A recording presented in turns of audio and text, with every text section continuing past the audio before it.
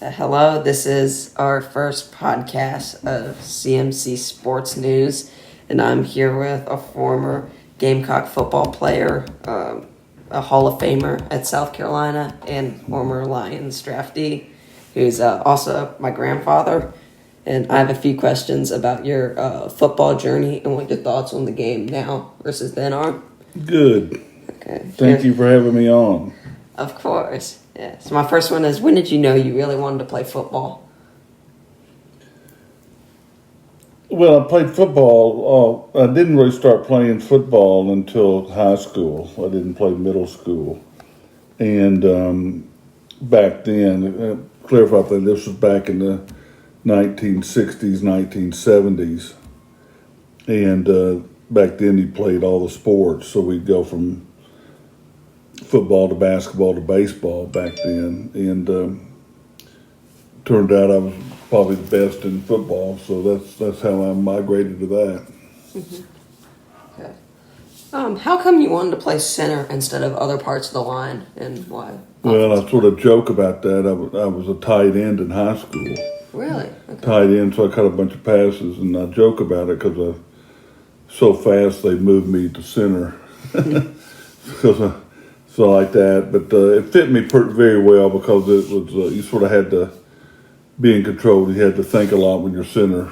You know, you couldn't get really too excited because you're the one that had to get the huddle up. You had to get everybody, you know, to get ready for the next play. So it turned out good. Okay. Yeah, that's great. Surprised you were. I didn't know that you were a tight end. Tight end in high school, yeah. I would catch 8 to 10 passes a game. I caught a bunch of passes. Okay. So did you enjoyed that? But I broke my leg, you know, my senior year in high school, and so I played maybe half the year, and so I never really recovered the speed that I had after breaking my leg. So you decided to switch to? Well, they decided for me. Okay. I didn't really, wow. Okay. Yeah, that's what happens, and that's sort of what you got to do when you're in college. I mean, you got to be willing to adapt. You know, sometimes you get kids, and nowadays they want to play tight end, and one school want to move them to a tackle. They said no, I'm going to be a tight end, so they'll transfer. You know, back then you very rarely had people transfer. Okay. What was your training and routine like growing up? Practice schedule, really? Well, you just, like I said, you just sort of went from one sport to another. So you're sort of dependent on what your high school did and what your coaches did. So it's very, very, very different now. You know, like I said, I broke my leg, and I basically had zero rehab. Mm-hmm. You know, they didn't really have that back then. And nowadays, boy, you get hurt. I mean, you got rehab and all that kind of stuff. Even middle school kids go to rehab now if they get hurt. But that was just unheard of back then, even for a non-athlete, to have rehab. So it's really, really changed. Really? Wow. Yeah.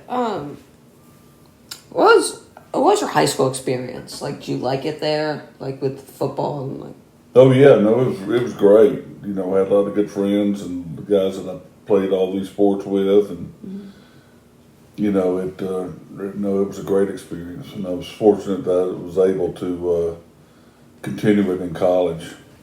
Great. Was football your favorite? Yeah. Okay. Yeah, football was my favorite. Wait, what was the name of the high school you played at? I was from Knoxville, Tennessee, Knoxville Catholic High School. Okay. And I was, the night that I broke my leg on a Friday night, my recruiting weekend was the Tennessee-Alabama football game. Tennessee was recruiting me. And then once I broke my leg, I never heard from them again. So it sort of half the schools that recruited me dropped me after they heard that I broke my leg because they didn't think I could come back from it. And other schools did, and South Carolina stuck with me, and so it worked out. Oh. Yeah, when you Why do you think you choose South Carolina? Just because they were the only school that kept you? No, I had a few more schools. I came down to South Carolina and Georgia Tech were the two schools that ended up being. And the reason I chose South Carolina was because my grandparents grew up here. Your great grandparents were from your great grandparents were from here, and they moved to Knoxville. Okay. So I had family down here. And so it was very logical for me to come here because I had family. Had been coming down here all my life. And, and I thought that my family would enjoy coming down and seeing me play down here. Did you have any other injuries besides breaking your leg that kind of set you back, and how did you recover from them? No, not really. Nothing that really, you break your hand and break your fingers and all that kind of stuff. But I never really had a knee injury, which would be the most common one, in football. That's good. But I never had that, so I never missed any time. Okay. In college from injuries.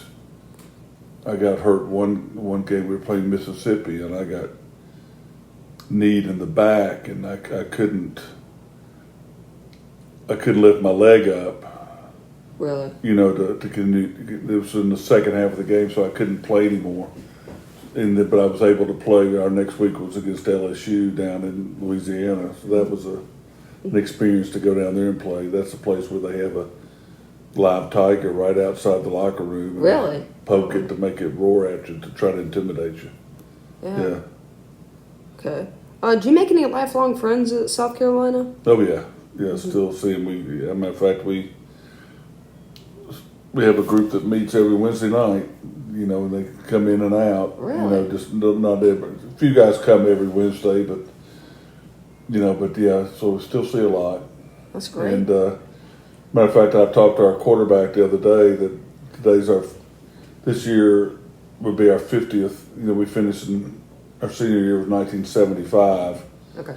So 1920, so that'd be 50 years. So we're looking at maybe trying to get some of the guys from that 75 team in for a game this fall. So that's awesome. So you played in college from 72 to 5, or 71 to 75. I got redshirted 1 year, so I was there for 5 years. Okay. Who was your coach when you played? My coach was Paul Dietzel for the first 4 years, and in the fifth year was a new coach named Jim Carlin. Okay. So he came over from Texas Tech. Okay. What was your relationship with them? Did you like them? Or? Well, yeah. I mean, your relationship is going to be your position coach. Okay. Because that's who you see all the time. So your line coach? Or? Yeah, the offensive line coach was and I was fortunate I had two really good ones. That's great. And so I had good memories and good, a lot of respect for them. Okay. And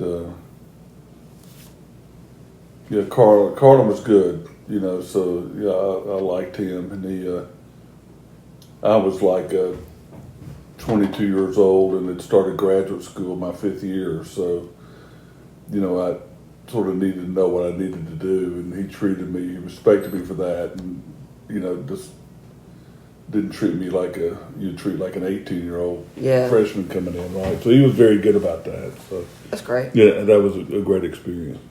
What was the record for Carolina some of the years you played? Were you guys good, or? Yeah, well, one year, my sophomore year, we were 7-4, and but back then they only had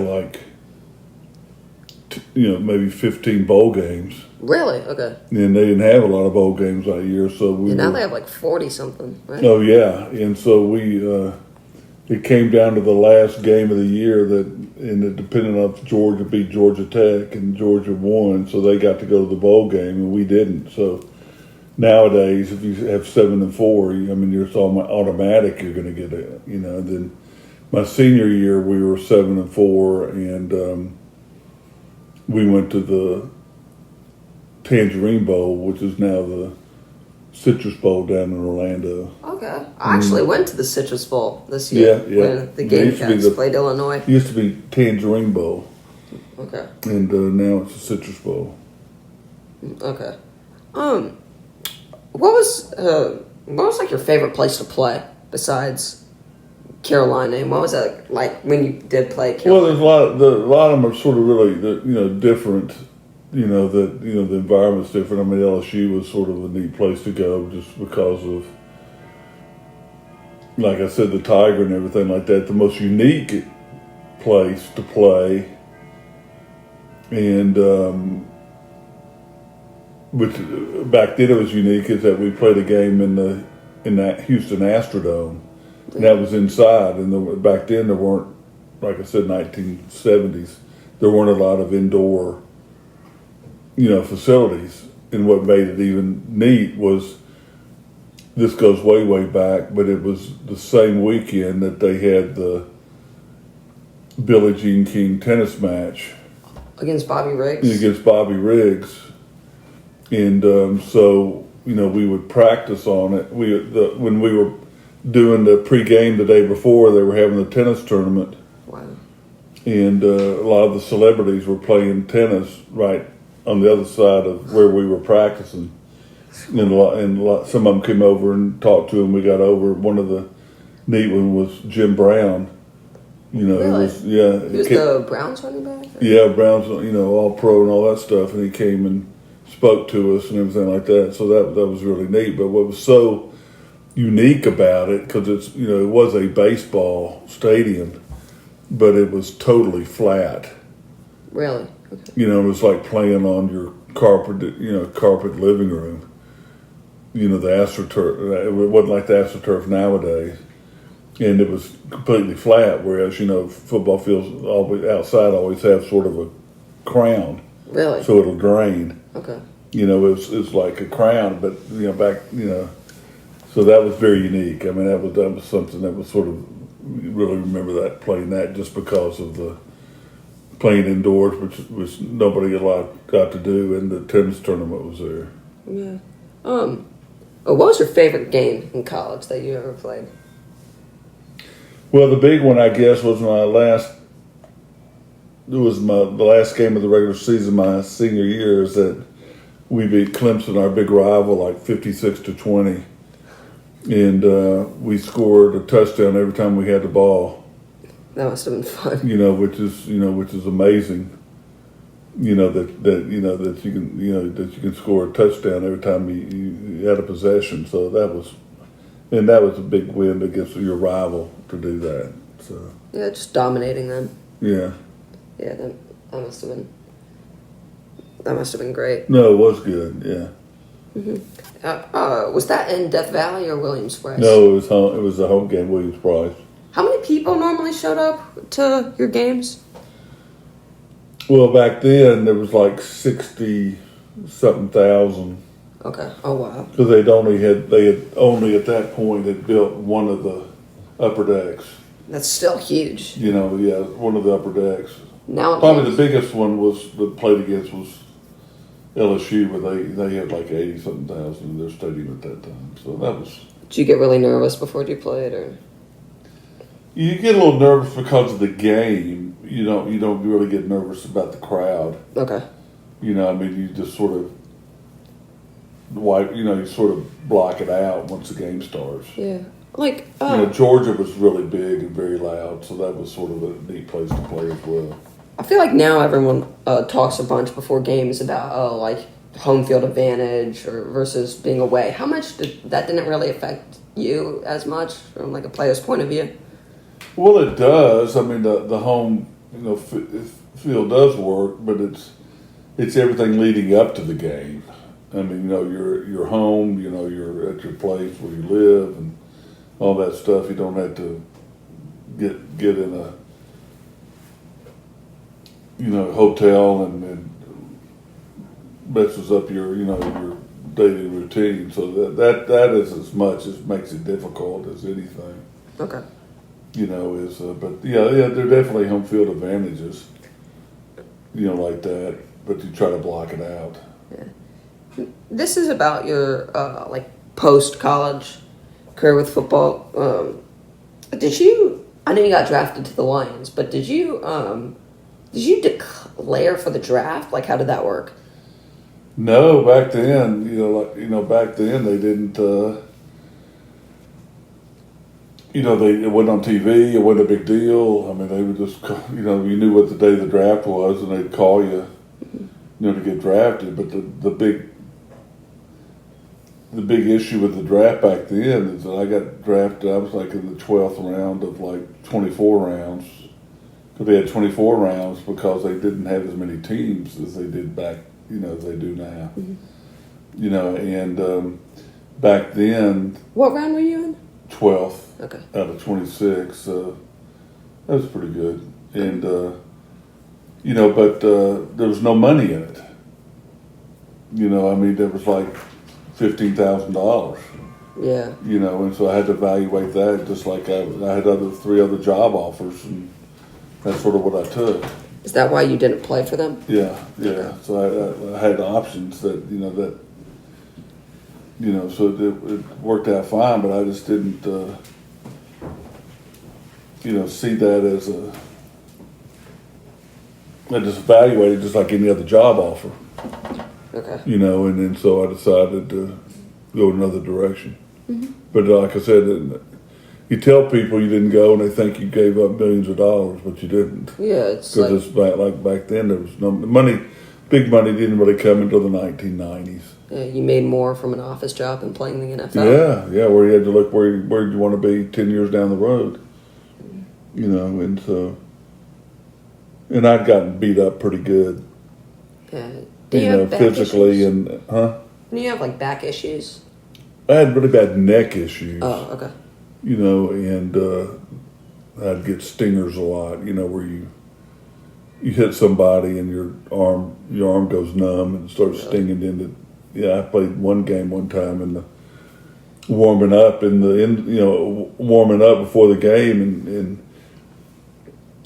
got hit and the whole game I played, I didn't even feel my whole left arm stung, but just like tingled the whole time.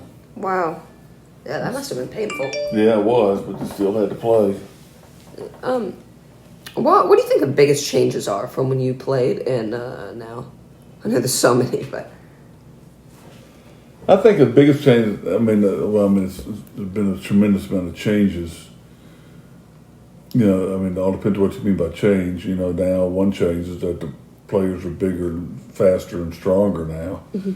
Than they were back then, because the weight programs had really not even started. They just started becoming a priority while I was finishing, but before that, the weight room was about the size of your living room. Yeah. Now look at them, and so that part has changed. Like that. I think the biggest issue now, obviously, is the money they get paid.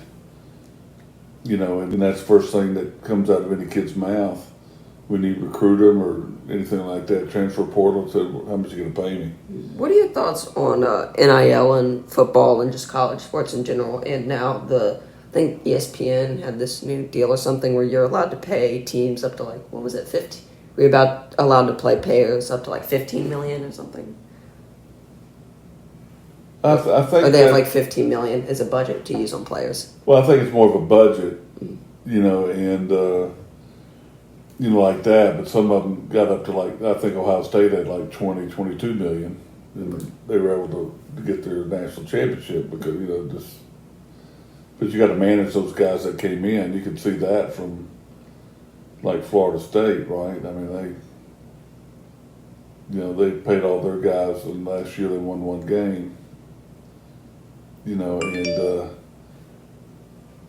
Or two games, and so but I think that's the big issue right now is the NIL. I'm not really big fan of it. Okay. But that's sort of the way it is, and you just got to adapt to what it is. And you're recruiting. When the season's over, the coaches used to go out and hit the recruiting trail to get high school guys, but first priority they have right now is try to keep the guys they have. Yeah. Because you see how many, some schools lose 30, 40 guys a year. Really? Yeah. I know the basketball coach here said, I can talk to I can win the families over, the parents over, and tell them the opportunity they have and stuff like that, and then do that part of it. But then they'll come back to me and say, "We love you, coach, but these people have offered more money, and you just can't beat that. I mean, you just can't. That's where they're going to go is whoever's paying them the most money." Do you think players get paid differently depending on what position they play? Players getting, they have sort of slots nowadays. Like a running back is $1 million. A quarterback anywhere from $1 million to $2 million. That's what it costs you in college for That's to get a good quarterback. That's what it's going to cost you. And then you got to keep guys. I mean, South Carolina just paid the quarterback $2+ million. Lenore Sellers. Yeah, wow. And so you just sort of hope. You just hope he produces. Yeah. I think that's sort of one of the things nowadays is that. A friend of mine's a sports writer and said, you never would criticize a player. When he wrote for the paper, you can criticize a coach all you want to, but you can't criticize a player. And that's sort of gone out the window now. I mean, somebody making $2 million, you got a right to boo him now. Yeah. If they're making that, you've given up that luxury or whatever you want to call it, that right or whatever you want to call it, to not get booed. But now you're making the money, you got to produce, and not producing. If they boo you, then that's just part of the deal nowadays. Yeah. What are your thoughts on the new playoff? Because when you played, it was just one. It was like one bowl game, right? It was normally the Orange Bowl. No, they're like 16 bowl games. But for the national championship. Yeah. And no, I think you got it. I think it.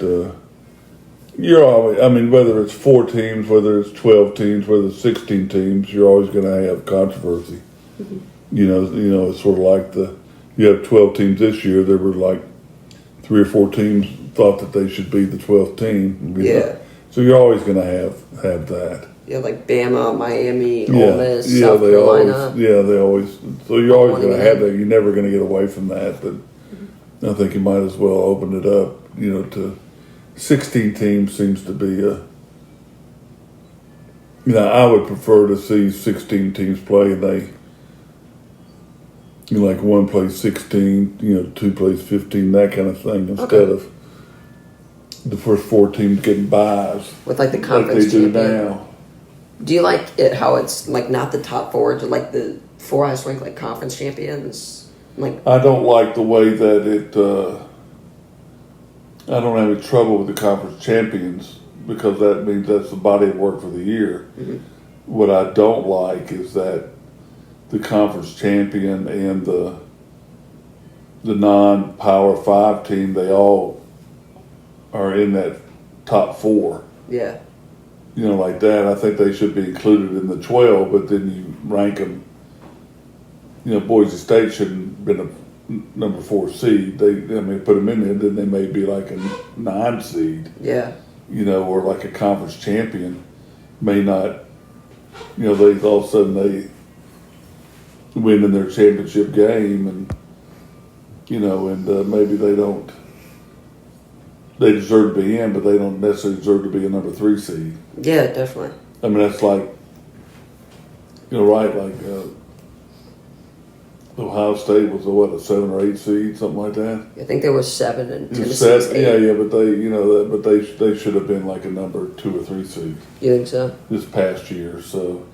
I think they need to fine tune that a little bit better, but I don't know if they'll do it or not. Okay. What are your thoughts on I know you're still a huge Gamecock fan, so what are your thoughts on the upcoming Gamecock season for football this year?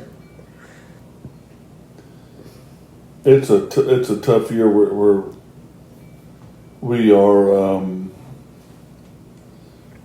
some of the preseason polls, early polls, have us ranked pretty high, but we lost like 8 out of our 8 or 9 of starters on defense. Yeah. So you got to to the portal or graduating? No, graduated. We didn't really lose any to the portal, but they all just sort of graduated. But we had like 11 guys go to go to the combine, which was like the second or third most of any college team in the country. Yeah, that's huge. And, like all of them but one or two were on defense.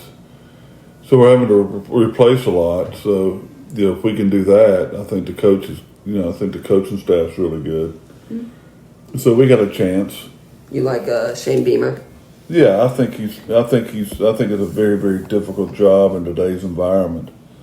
And I think he's good, but I think he seems to be a player's coach. Mm-hmm. The players seem to like him. Yeah. And he's really able to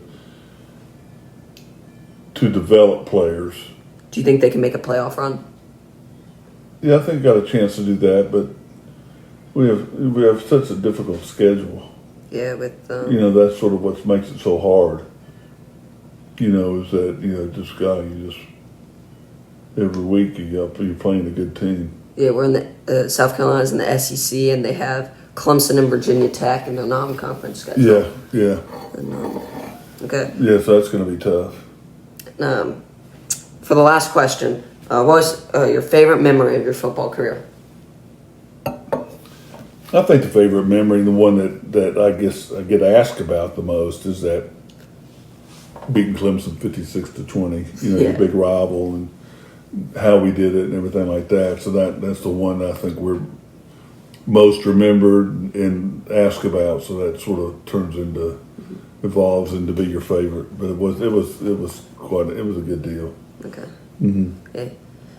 Here's a hot take. The Palmetto Bowl, Clemson versus South Carolina, is the best rivalry in college football. Do you agree with that? No, I think it's a very good rivalry. Rivalries are funny. I mean, because a lot of the rivals, or the hatred, everything is among the fans. Mm-hmm. There wasn't ever a lot of hatred between us and the other team's players. Yeah. I had friends that played for Clemson, and we played Clemson up there my junior year, and he played football, and I stayed in the football dorm with him that weekend. And dated one of the cheerleaders, like that, for the weekend. So there wasn't that kind of an animosity. Mm-hmm. I don't know what it is now, but back then it wasn't. It's the fans, and that's the way it usually always turns out to be the hatred a lot of times of the fans, not the players. It seems Dabo and Coach Beamer are pretty good. I think they get along together. I think there's a mutual respect. You got to respect Dabo for what he's done. He's done it in a great job of doing it, and he's going to be forced to adapt to the transfer portal and all that kind of stuff. You lose a game and use the transfer portal, everybody's going to jump on him because you don't have the players, and all you have to do is go out and buy them. Yeah. Right nowadays, so it'd be interesting. Are you against the portal? I'm not as much against the portal. I don't think a kid should play 7 years or 6 years, and I don't really think that they ought to be able to transfer, every year if they want to. That's what you have. You have like some quarterbacks. I mean, they're on their like 5th or 6th school in 5 or 6 years, and I just don't think that's right. Like Carson Beck going to Miami. Yeah. Well, that was just 1 year, but you got other guys that have transferred 4 or 5 times, and that's just ridiculous. I just don't think they should allow for that. But the courts, they're fighting the courts there. That's saying that they got a right to transfer anytime they can, and the NCAA is pretty much toothless right now. They don't have any. All you got to do is threaten a lawsuit or do a lawsuit against them, and they'll fold. Yeah. They're not fighting anything anymore. So, that's what I wish NCAA would have taken a better control from the initially on this NIL and transfer, and they didn't, and so it got totally out of control, and they can't do anything about it now. Yeah, like if a small school recruits, gets a good player, and he really develops to be like a top player in the country, and then he just transfers to a big SEC. Yeah, I mean, I think there's just going to be a have and have-nots. Mm-hmm. I mean, even the old Wake Forest coach. He's not, he just said, and that's what happens to us if they, South Carolina, all of a sudden, or have Wake Forest. You get a player and develop them, and all of a sudden they transfer. Yeah. And then so all these big schools let somebody else develop them, and then you take them and win championships with them. So I think that's not going to change either. I don't think. Okay. You just offer them $1 million or $2 and they're gone. You didn't receive any when you played for college? It's illegal. You couldn't do anything like that. Okay. Yeah. I'm not saying it didn't go on, mm-hmm. But I didn't get anything. Okay. Yeah. Thank you. I got a free hamburger after a game one time. That's about all. And I didn't tell anybody. But no. Thanks for having me on. I know the perspective is very different because I'm. That was like 50 years ago. Mm-hmm. But sometimes it's good to know what was going. What happened 50 years ago and compare it to what's going on now. Yeah. Thank you for coming on. Good. Glad I could do it. Thank you very much. Yeah. Good luck on your podcast. Yeah, and thank you for listening. If you have stuck around to our first episode of the CMC Sports News podcast, and we'll see you in the next one.